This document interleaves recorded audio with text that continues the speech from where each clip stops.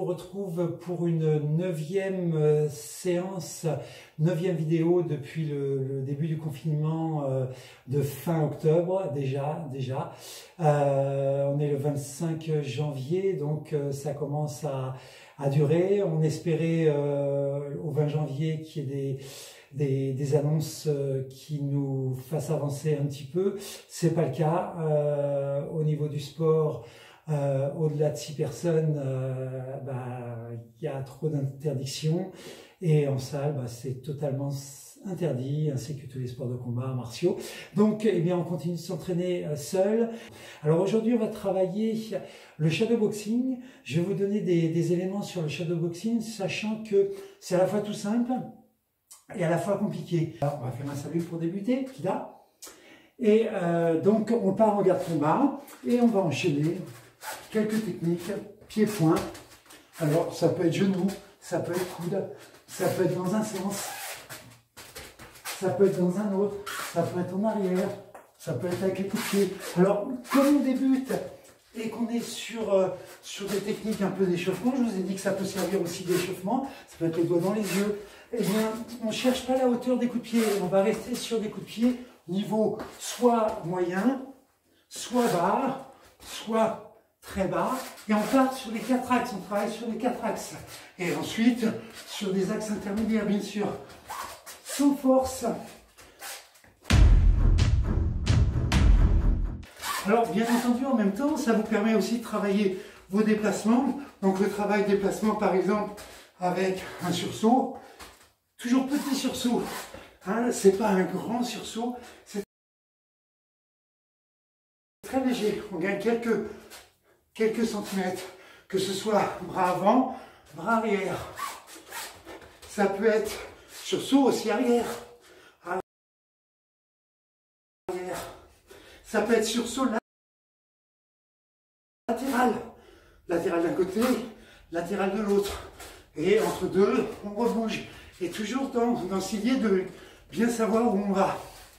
Alors, ça peut être, on a travaillé sursaut, mais ça peut être pas chassé. Donc pas chassé là, pas chassé ici.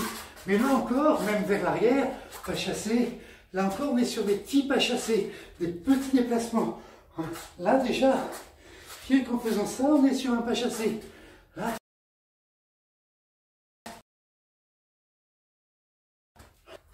ça peut être un pas en avançant. Dans notre déplacement, pas en avançant. Déplacement, pas en reculant. Pas en reculant.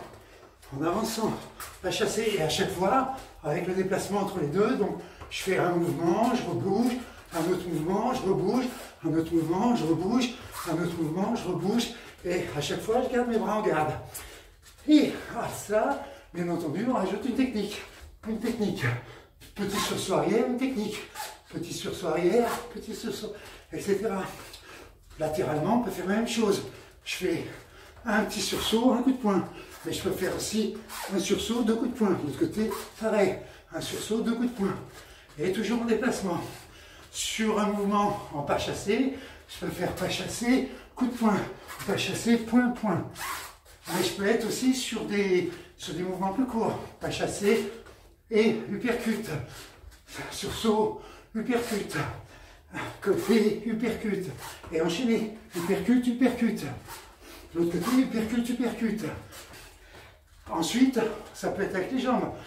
Donc, sursaut, coup de pied, pas chassé, coup de pied. Donc, pas chassé, coup de pied. Ça peut être sursaut, pas chassé. Mais c'est vous qui avez décidé. C'est pas une erreur. C'est une erreur technique. Si tout le temps, je le dis souvent, vous êtes obligé de faire votre petit pas chassé. Si vous faites pas chassé tout le temps avec coup de pied direct, c'est pas bon. De temps en temps, c'est coup de pied direct sur place. Ça peut être en reculant aussi. Donc le sursaut peut se faire pour absorber et donner un coup de pied. Donc pensez que vous êtes sur les avant-pieds, ce qu'on appelle sur la pointe des pieds, avant-pieds. Les deux jambes, 50-50 à peu près. Écartement des hanches ou des épaules au niveau de l'écartement. Et on travaille toujours sur cette pointe de pied. Toujours pour partir sur ce que l'on appelle l'avant-pied ou plus communément pointe de pied. Mais c'est pas parce qu'on parle de pointe de pied que je suis comme ça, en aucun cas. Hein. Des fois c'est très très léger, c'est quelques centimètres, voire quelques millimètres, ça va dépendre. Hein. Cet écartement donc correct, les jambes restent fléchies, jamais on travaille hein, tendu, mais fléchi. Bien entendu par moment, on retravaille une chute quelconque, hein, et puis on reprend, on réenchaîne.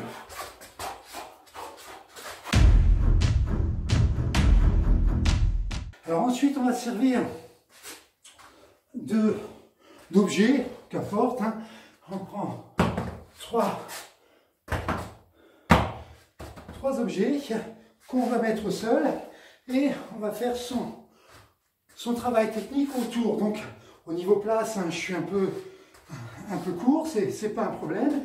J'ai un triangle, ça aurait pu être un gant, ça aurait pu être ce que l'on veut. Et on va travailler autour, hein, même chose, avec déplacement, en restant. Après, très rapidement, vous allez vous en servir aussi pour rentrer et ressortir. Vous rentrez en coup de poing à l'intérieur du triangle par exemple, vous ressortez de ce triangle. Vous revenez, pareil, gauche, droite. Hop, on ressort, on revient, 1, 2, 3, 4, 5, et je ressors. Et à chaque fois quand je rebouge, je ne croise pas les jambes. Si je croise les jambes, je suis en danger de me faire balayer, d'être déséquilibré, ou même si je reçois une technique, un coup au visage ou au corps, je me mets en faiblesse à partir du moment où j'ai les jambes croisées. Donc je ne les croise pas. Alors ça peut être en pas chassé aussi. 1, 2, je fais mon pas chassé, je fais un mouvement, je refais mon pas chassé, je ressors. Aussi, quand vous rentrez, vous pouvez désaxer aussi. C'est-à-dire, vous rentrez ici, puis vous ressortez l'autre sens. Ah, une autre technique, hop, je suis là, je suis rentré à l'intérieur de mon triangle, et pour ressortir, je peux ressortir comme ceci, et reprendre la distance. Et je retourne. Hein, ça peut être dans un sens, ça peut être dans l'autre. Hein, je rentre ici, je désaxe ici, je recule par exemple. Hein, Tai Sabaki, qu'on utilise dans pas mal de techniques. Hein, donc tout ça est possible. 1, 2, je ressors. Là, je rentre. 1, je ressors. Je peux changer de garde. 1, 2, 3, je ressors. Je rechange de garde. 1, 2, 3, 4, je ressors. Etc. etc. Donc là, j'ai retiré les 3 objets. On va travailler encore du shadowboxing, mais sur une 3e configuration qui va être configuration face au mur pour travailler la distance. C'est-à-dire que si vous êtes là, vous êtes hors distance. Si vous êtes ici, vous êtes encore hors distance puisque je suis complètement le bras tendu. Et d'ici, je vais être plus à distance. Et c'est à connaître au niveau de son corps vis-à-vis d'un partenaire. Et là, on va être sur un travail plus de distance et de contrôle. Donc, avec même toujours ce déplacement.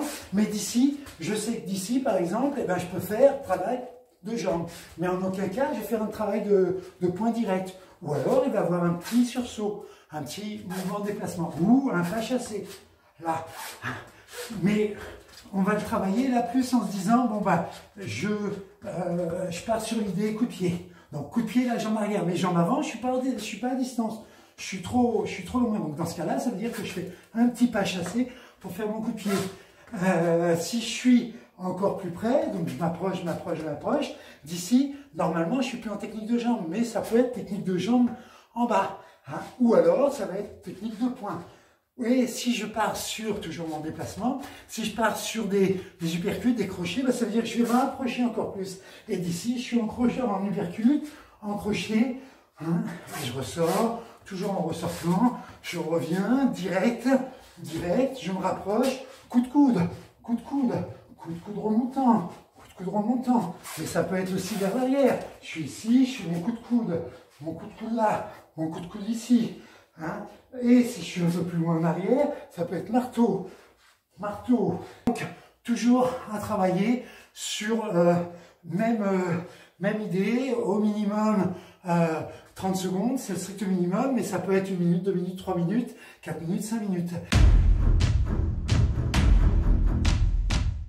Alors, quatrième famille de travail avec le shadowboxing que l'on peut faire avec quelque chose pour renforcer, c'est-à-dire un élastique. Ça pourrait être des poids. Les poids, c'est intéressant, ça s'est beaucoup fait dans le passé. Cependant, que le problème du poids, c'est que ça va donner une force verticale et c'est pas logique par rapport au travail pied-point, et on va être plus en translation avant, arrière sur un combat, quel qu'il soit, alors que le travail du poids va vous donner une habitude vers le haut. Donc au niveau de la mémoire du corps, on va rentrer dans une mauvaise catégorie. L'élastique, lui, on peut le faire un peu plus souvent, mais c'est la même chose. On ne peut pas le faire trop souvent, parce que si on le fait trop souvent, la mémoire du corps va travailler avec cette résistance toujours, et donc on va être en contraction, être en travail isométrique, alors qu'il faut être un peu plus en dynamique. En garde aussi, et déjà, rien que la garde, déjà, ça commence déjà à travailler. Et là, on peut travailler nos enchaînements. Alors, bien entendu, on peut ajouter quelques coups de pied, mais ça va pas beaucoup vous apporter sur ce travail-là. Hein. Et bien entendu, ça limite aussi, c'est-à-dire que tout ce qui est arrière, c'est plus difficile. Là c'est plus difficile, ça relâche l'élastique, donc on en fait un peu moins. Hein. Mais même chose. Et toujours en travaillant les rotations de hanches, et on enchaîne. Ça peut être les mains ouvertes, ça peut être les doigts dans les yeux, ça peut être les coups de coude, ça peut être les marteaux. De temps en temps, on se rajoute une petite technique de jambes, mais là, on est beaucoup plus sur les techniques de bras.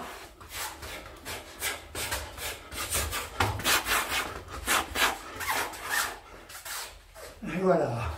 Après, on peut faire vraiment beaucoup de choses.